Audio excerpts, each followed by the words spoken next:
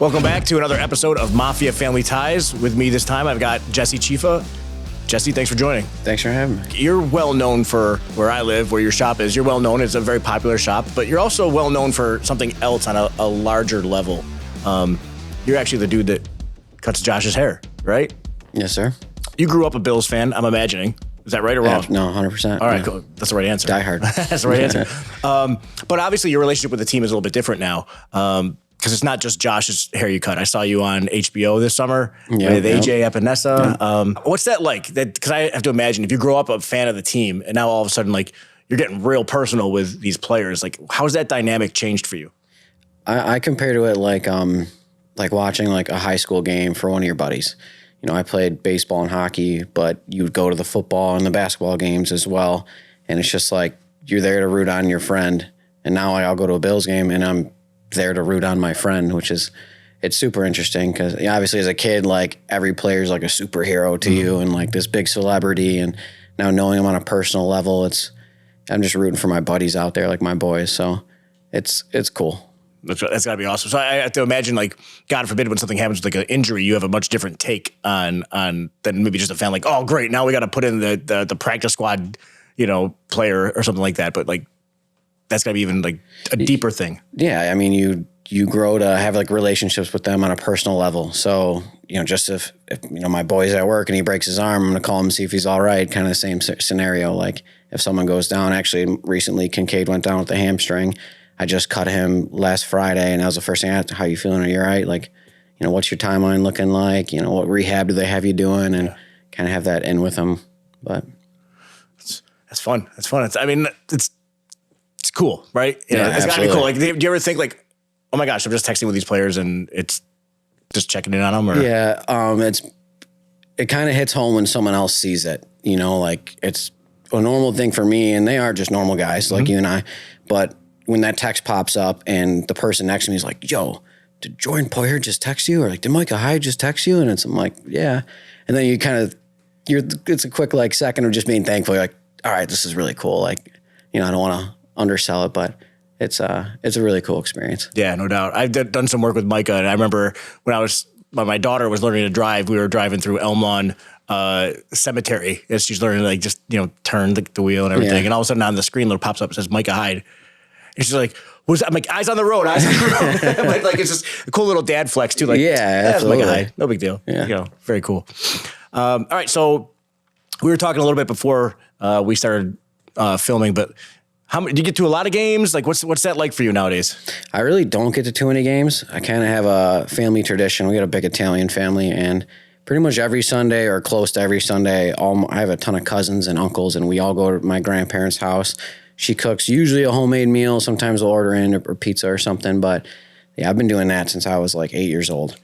And most of the time I go to the games, I must be bad luck because we don't have too many wins when I'm there. So I think we're better off with me staying home for the most part of it. But yeah, stick it nanas. Yes, yeah, we have assigned seating. It's super serious. Well, as a fellow fan, I appreciate that. Like if you're contributing to them on the field, so wherever you're sitting or wherever you are, then thank you for that. Yeah.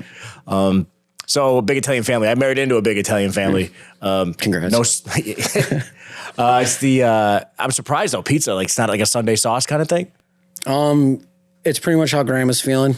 It's exactly like every Italian family. Yes, in a perfect world, it's like sauce and cutlets. That's my favorite thing. But we still will order in some pizza and wings on occasion, and I love it. I love it. We'll get into that in a few minutes with the pizza and the wings.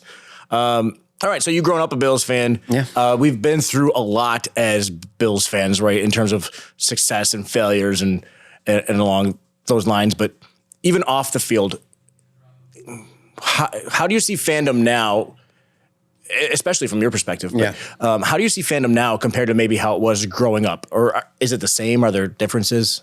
It's definitely a lot of the same. I just think people are a lot less miserable about it now. Obviously, like we do have losses, and then people are like, "Oh, we're not going to the playoffs." Everyone, calm down. We're going to the playoffs. But yeah, it's very similar. Like people have always been passionate about Buffalo Bills football. So either way, I'm going to be there at my grandma's house every Sunday, watching the game, cheering the team on. It just comes with a lot more joy now. Yeah, I guess the highs are higher, right, that we've ever had growing up, but the lows seem to be lower, even though you're not really as low as you were maybe like 2008, right? Yep. But they dropped 2 in a row and the sky is falling. And like you said, we're not going to the playoffs and everything's terrible. And everybody's heads are falling off. Expectation now of winning every week, which we're not used to. Yeah. At least I'm not. I was born in 94, so I kind of just was born into a losing culture. By the time I was like old enough to know what was going on TV, we were losing. Oh, that's a tough look. Right. I didn't get to experience the Jim Kelly run, and I was alive for some of it, but I didn't talk or walk, so I don't know what's going on.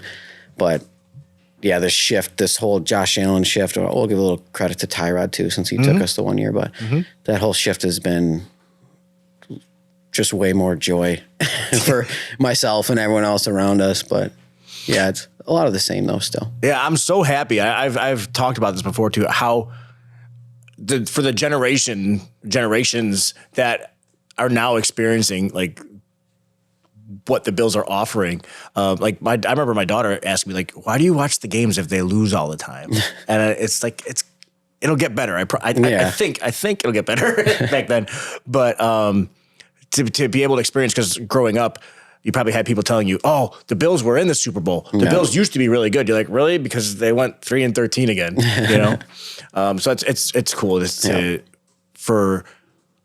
I'm almost 50. I can say younger fans to be able to experience what's going on now. Appreciate you calling me young. Oh yeah. Dude, I feel like everybody's younger. All right. So you're cutting these players' hair. How did you first start, like, even cutting any Bills players' hair? How long have you been doing it for? I think it was 2016. So the shop I was at, I was just posting a lot on social media. And one of the strength and conditioning coaches had heard about the shop and was checking out, the barbers there, and saw my work, liked my work on Instagram, ended up coming in, sitting in my chair, loved his haircut. Shout out Jason, by the way. And I guess he just got a couple compliments on it. And Richie Incognito was actually the first one in my chair. He sent Big Rich in. And then it was kind of just a domino effect after that. People started seeing their haircuts, and more people wanted those haircuts. And one by one, it just kind of spiraled into what it is now. That's awesome. You bring up Richie. I didn't know that. I've done some work with him with 26 shirts and everything.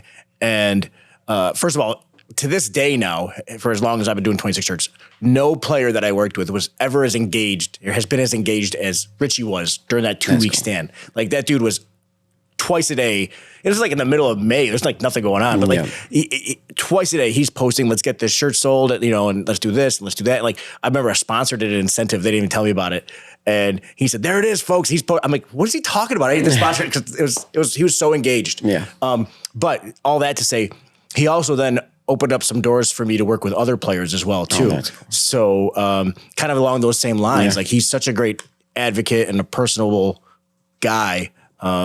I'm not surprised that was the kind of like the door opener.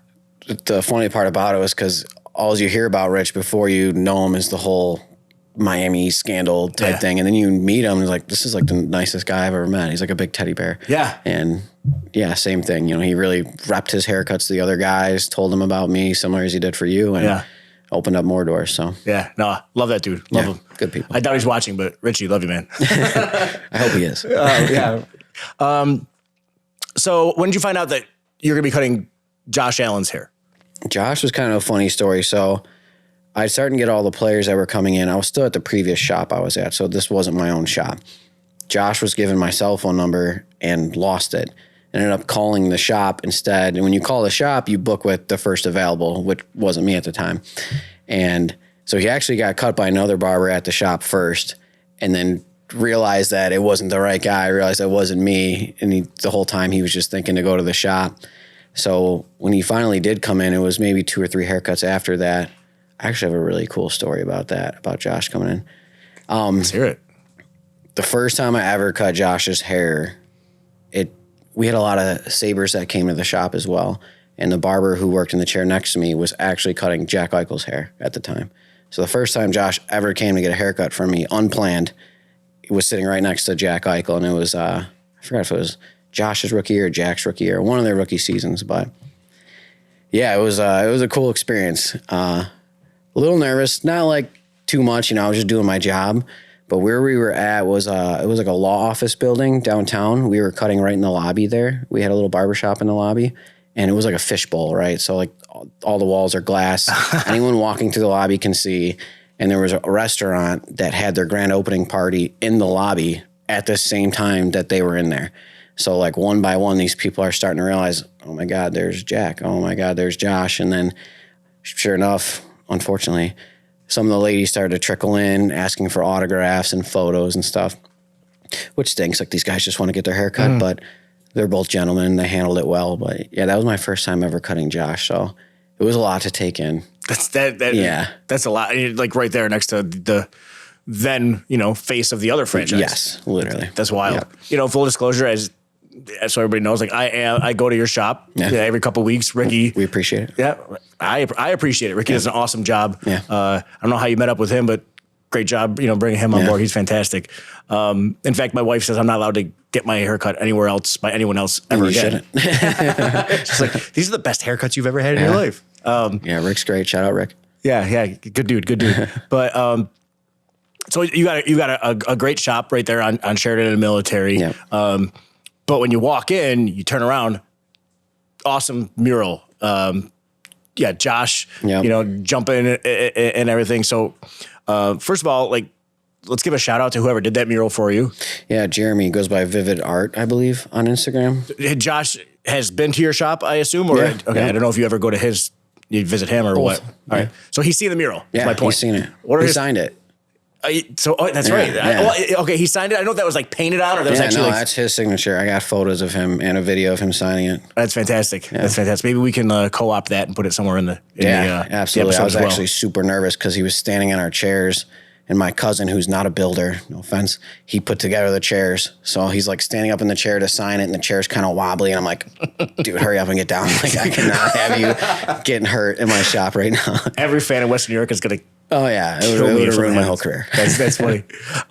So what did he think of it when he saw it? To my knowledge, he really liked it. He smiled. He thought it was cool. It's the only thing I've ever asked him to sign, by the way. I don't ask for autographs or anything. Yeah.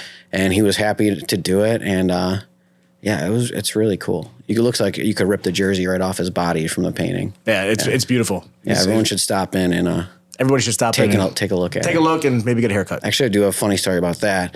Right the week after we finished doing the mural, we were playing Miami in Buffalo, and there were Miami fans that were in town, and we get like 3 people that come in with Miami jerseys on a Saturday, which is like the busiest day for us. And my first thing, I greet them at the door. How you guys doing? Do you have appointments today?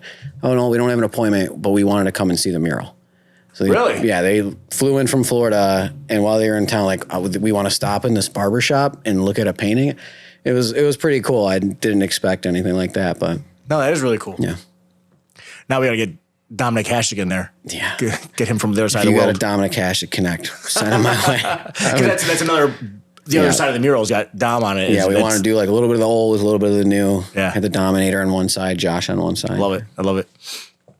So, all right, growing up a Bills fan, we'll switch gears a little bit here. Yeah. What's your earliest memory?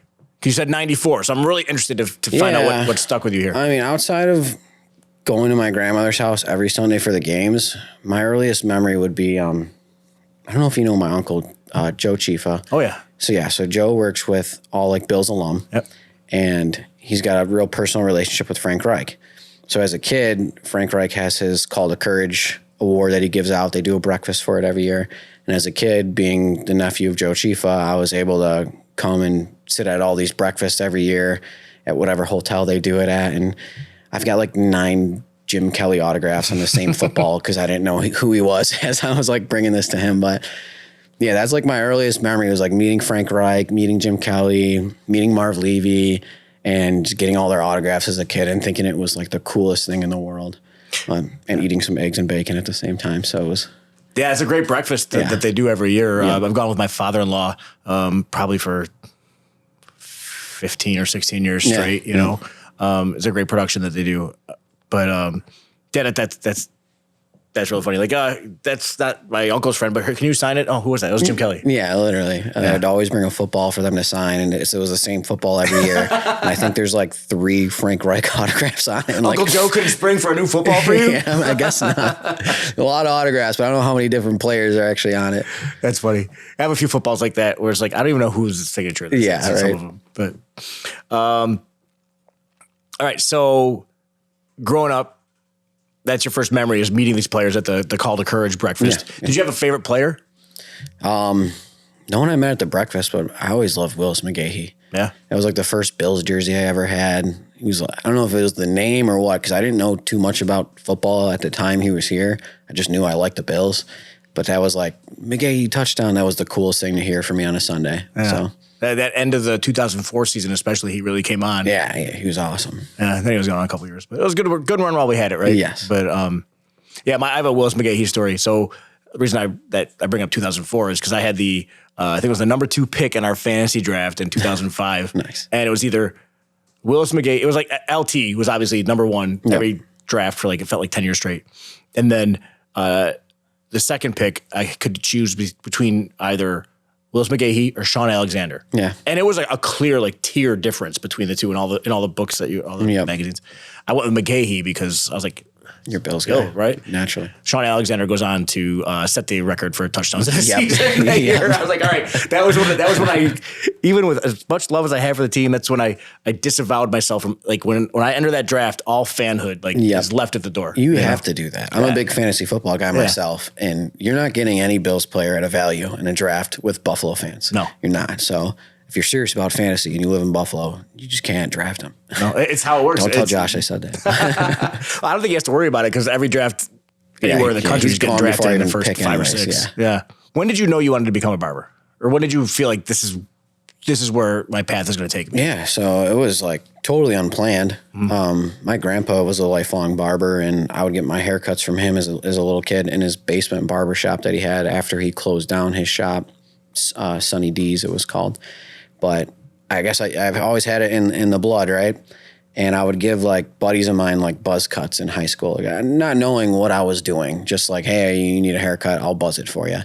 And then I did end up going to college. I went to Niagara University, and for lack of better terms, I had good grades. Mm-hmm. You know, I was a Dean's List student. I was high honor roll in high school. And the job I was working in downtown Buffalo, you work downtown, you're there till 4 or 5 o'clock in the morning on weekends.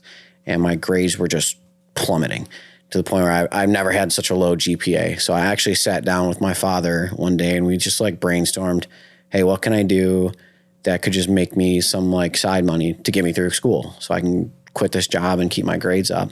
And we just happened to land on barbering. And it's like, well, you know, you have clippers, like Papa's got some in the basement, like you have a place to cut, like he's got his basement shop, and just been like pretty artistic my whole life, I guess. So it was a lot of dumb friends that came and let me screw up their haircuts guinea pigs in the basement. But it was funny because like I would book them all on the same day. It'd be like 4 or 5 guys I'd have come to my grandmother's house. I'd cut them in the basement, and she would actually like cook us a pot of sauce. It was like the most Italian thing ever. So we'd all have like dinner there or lunch there and eat some good Italian, home cooked Italian food, and everyone would get their haircuts, and they did not look good, at least not right away. But I ended up doing that. I got into a little shop on Grand Island where I'm from, and I was doing that part-time and going to school full-time. And then I went and started working at a newer shop that had like more young guys like myself. Mm-hmm. And that's when I really started to see like, I can make a career out of this. Like there is money in the industry, and I loved what I did.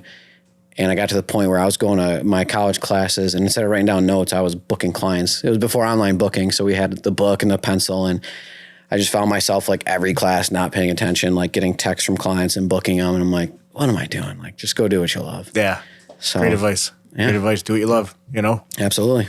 Were there ever any players or celebrities or whomever who you wish that you could have, like, I hate that haircut that player or that celebrity has, like, I would do it differently. You know what? I actually read this one on the sheet, and I didn't have a good answer for it, but thinking about it now, and probably just because I've met him a couple times now, I'm just going to go right to Steve Tasker. And it's more of like, it's not that it was a bad haircut in the past or it's a bad haircut now, But we've shaken hands so many times. I'm like, just come and sit in my chair already. Like, let me, no offense to who his barber is. Like, the haircut looks fine. It's more of a, I met you so many times now. Like, let me like, we got to seal this friendship, yeah, right? Yeah, right. That's a little funny. spit shake and let's do it. I love it. I love it. All right. So again, you didn't go to the stadium a lot growing up, and we were talking beforehand. You don't get out there a lot now because you have so many family traditions and everything, which is fantastic. Family's the most important thing to begin with, anyway. Absolutely. But that said, I don't know if you know this, the Highmark Stadium is actually closing, and we're going to have Highmark Stadium next year. Any specific eras that stick out to you in terms of growing up, and even if it was like you only went to a couple games one year or a couple other year, a couple other different year? Well, naturally, I'd say like for me was probably the Tyrod era, just because that's like when I turned 21 years old and was able to actually like partake in what was going on at these tailgates. But other than that, like not really too specifically, but yeah, it's a different experience when you're able to go tailgate. Oh yeah, no, for sure. It's a completely different world. Yeah. But you've been to the current stadium, I'm sure dozens of times. Yeah. So going to the new stadium, if you could add one thing that you think is lacking, either from the current stadium in general, or if you've visited other stadiums or other venues elsewhere, what's the one thing that you would add to the new Highmark Stadium if you had that ability? Okay, let me give you two. One for me and one for them. Grass. These guys hate playing on turf. So they're really excited for the grass field. And better food. I don't know what was going on all these years at that stadium, but you go and you eat food at another stadium and it's light years ahead of ours. So hopefully some better food for all the fans to enjoy. All right. Good feedback. Any player not named Josh Allen, who's been your favorite player to work with? I do want to start with, I love all these guys. So if any of you guys are watching, I totally set you up there. Yes. No, they are all like really great dudes. I haven't had any bad experiences with any of them. The whole idea of McDermott culture is a very real thing. Like it's all good characters in that locker room. But in the past, I would for sure say Micah Hyde. There's certain players that like you have professional relationships with, and there's certain players that is kind of like transferred into a personal relationship. And I was cutting his hair for so long that kind of like moved more towards that personal side. And I was doing house calls for them and for his son. And me and my family, we got to know him and his wife and his children very well, to the point where they actually had us out to his house in San Diego to cut him before a wedding, him and his kid before a wedding. And I actually got to spend the 4th of July out there with them at their 4th of July party in their backyard on this like mountainside, like with a pool it was just the most beautiful thing ever in San Diego with this family. And they're like the best people. I'm sure you've had a lot of experiences with Micah, and they're just like the best people to be around. Just, they're not Italian, but they have like that Italian family vibe, like Micah's wife, Amanda, she's got a lot of like close cousins, and it was like, you feel like you're one of the cousins when you're in there hanging out with all of them. But so Micah definitely, and then currently I'd probably say AJ Epinesa, just because another guy, like we are a little closer in age. We've developed a personal relationship. He actually came out to our grand opening for Chief's Barber Parlor and spent like the whole day there with us. And actually, I remember one thing. I was always like brought up to be polite and shake hands, as everyone should be. But AJ was leaving our grand opening party, and he pulled me aside. He's like, "Hey, like, where are your parents? I want to go make sure I shake your dad's hand and say goodbye to them before I leave." And that is like something that will always stick with me. That was like the coolest thing ever. Like, you didn't even have to come to this at all. Yeah. But you came and you stayed the whole time, hung out with me, my family, and my friends. And now you want to go out of your way to go see my dad, who's probably taking a nap in his truck right now, to shake his hand before you go. It was like just a really classy guy. Yeah, no Irish goodbye or anything like that. Yeah, nothing like that. I like that. So you had that disclaimer to all the other players, but if they want to rank, either let's have some personal attention to the family, or fly you out to San Diego or something. Yeah. All right. So it's easy. It's there for the taking if they want to climb up that Jesse Ciffa ladder. Yes. All right. Without getting too weird, when you're hanging out with Josh Allen, you're cutting his hair. Like, what's the small talk like? I like do my best to talk about everything that's not football related, unless I have a fantasy question for him, which he's also into fantasy, so he will answer them for me. But we talk a lot of golf. We talk a lot of food. Yeah, we're always talking about like different new restaurants and whatnot, but probably mainly golf, honestly. Golf's been like, everyone knows Josh Allen loves golf. And more recently, I've been getting really into golf myself, and I'm terrible. So I'll actually like pick his brain on certain things about his swing, or like he was actually giving me some advice that Phil Mickelson gave him about putting the last time we were talking about it. So yeah. That's not bad being downstream from Phil Mickelson advice, right? I was like, wow, I'm getting advice. There's no way this putt's going in the hole, but I got this advice from Phil. I was like, that's funny. Yeah, not a weird question at all.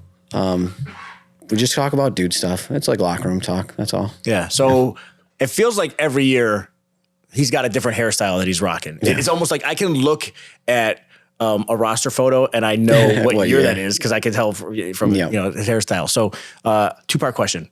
What's your favorite hairstyle that you've done for him? And then because of that notoriety, because like people like me are able to look at that and know exactly, oh, that's that year, that's distinctive. That's your craft. Like that is your work. Yeah. And so what's it like to be able to represent not only yourself and your business and your profession, but also Buffalo to the national audience? Yeah, it's really cool. I'd say my favorite style is probably similar to the one he's got right now. The longer hair on him just looks super natural and it fits his profile and whatnot. I think the first time we did it, we kind of did do it more of like a mullet style where we actually like skin tapered out his sideburns and had it go into the flow. And that for me was like best of both worlds. Like you get to see like a little bit of my skill set in this fade here, but also he's got some nice flow to him. And, but my favorite cut I think I ever did on him, I don't know what year, it might have been 2021 or 22. We had like a 2 or 3 game losing streak and it was like we were down bad. And we were playing the Jets the following week. And after that previous game we lost, Josh came in with his longer hair and he said, all right, take it off. Like skin fade, take it off right now. And I was like, I kind of had a feeling like you were going to say this. Like he does, what does he say? He's a little stitious. He's not superstitious. But yeah, we took all of his hair right down, something short on top. We did like a high skin fade, like super like military-esque. And a lot of people were mad about it because they love his long hair.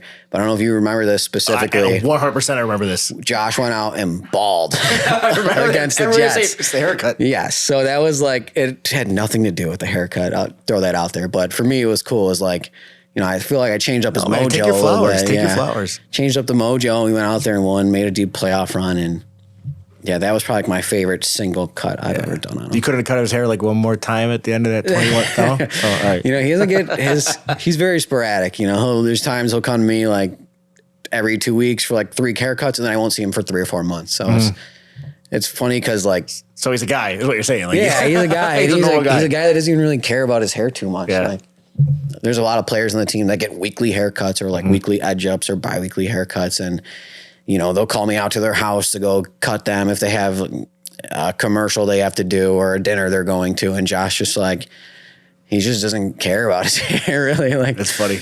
Wish he did a little more, but I'm not going to mess with what he's got going on. He's doing it. Whatever he's doing is working. Whatever he's doing, right? He's doing it. That's it. I just thought of that too. You mentioned the guys in their commercials. Josh has been featured in a lot more commercials this year. Do you get called in for that stuff, like to the day before a shoot or something, or how does that normally work out? The main one is the West Her shoot, and that's primarily because they are Buffalo based, and a lot of their employees do come to us, and we service them at the barber shop. So that's like a shoot that's planned every year, and I'm on set doing his hair, at the very least styling his hair for that. Yeah, him and Dion, and I've seen you at those things before. Yeah. Busy guy. The other commercials, it's like he's just so sporadic. I haven't been reached out to any of those companies. Like, I don't know if I'm allowed to mention them, but like I know like Pepsi or like Gatorade, like stuff like that. Yeah, there's no secret who he's repping. Yes. I haven't been reached out by them, but I haven't reached out by him like a day before, the night before. And usually I'm pretty good about being able to get him in. There was one time he was doing a commercial and me and my whole staff, we were actually in Florida for a hair show. So he's like, dude, I got a commercial tomorrow. Like, can you cut me? And I'm like, I'm in Orlando right now. I can't. Can your cousin, my co-owner, can your cousin come here? He's with me. He's like, Nate's with me. Yeah, he's like, what about one of your guys? I'm like, we're all here. And as loyal as he is, he went and did the commercial without a haircut, which is really funny. Wow. And I think it was Gillette too, which was ironic about it. They had him like shave his own face, but like the hair was like, you could tell he just did not have a haircut for it. Wow. That is loyalty. Yeah. That's awesome. That's awesome. Like He earned some brownie points with you that day. Yeah, absolutely. He didn't have to, but yeah, he did. That's awesome. Yeah. Well, thanks for sharing all this. We got one more thing to talk about, but I really appreciate the insight, and this has been a really good conversation. Yeah, thanks again for having me. Absolutely. So one thing we do on every episode is we talk about wings. And you mentioned earlier pizza and wings, and you've got a go-to spot, or if you have a go-to spot. Let's hear it. Barbell. It's got to be Barbell. There is like certain wings at other spots that like that one wing flavor is awesome. Like that wing nuts, their special wing nut sauce, whatever it's called, is unbelievable. And there's times where I'm eating, I'm like, this might give some of the Barbell wings a run for their money. But overall, it's got to be Barbell. Right. And it's got to be the honey butter barbecue for me. That's a... Well, there's another one that's really popular too, isn't it? Like the Cajun? The Cajun honey butter barbecue. The same thing or different? Makes my face sweat a little bit, so I keep the Cajun out. I just do the honey butter. I know it's an unpopular opinion. All right. But that, and I don't know if you ever tried the honey Dijon. No, I'm pretty boring. I want to get like medium or hot every time. So I was either like the honey butter barbecue or I was medium sauce. And then there was like 3 times in a row I went there and I asked our server, who was a different server each time, what their favorite flavor was. And they all answered the honey Dijon. There's nothing I would ever see it on a menu and order, but I'm like, there's got to be something to this. Yeah. So I ordered it. It's phenomenal. Now I get that every time along with the honey butter barbecue. All right. Has it got like a Chick-fil-A vibe to it a little bit, or the Dijon? Yeah, one of those like golden pretzels, like those honey mustard pretzels. Oh, yeah. It's kind of got that little kind of flavor to it, but they're like super saucy. All right. And they're homemade blue cheese. I'll check it out. So those are your favorite flavors. And obligatory question, what's the most wings you've ever eaten or have seen someone eat? I could put down 20. I could put down a lot of wings. All right. I think probably the most I've ever done, I might have hit 25 like one time. But I've never been in any kind of competitive food eating challenges. So no one around me is putting down more than 25. Yeah. And I'm very competitive. So I'm like, if you're going to put down 20, I'm going to put down 21. And that's... I like that. That's funny. Good stuff. Well, hey, again, thanks for joining me. It's been a long time coming, and I appreciate you taking the time. Awesome. Thanks for having me. Yeah, for sure.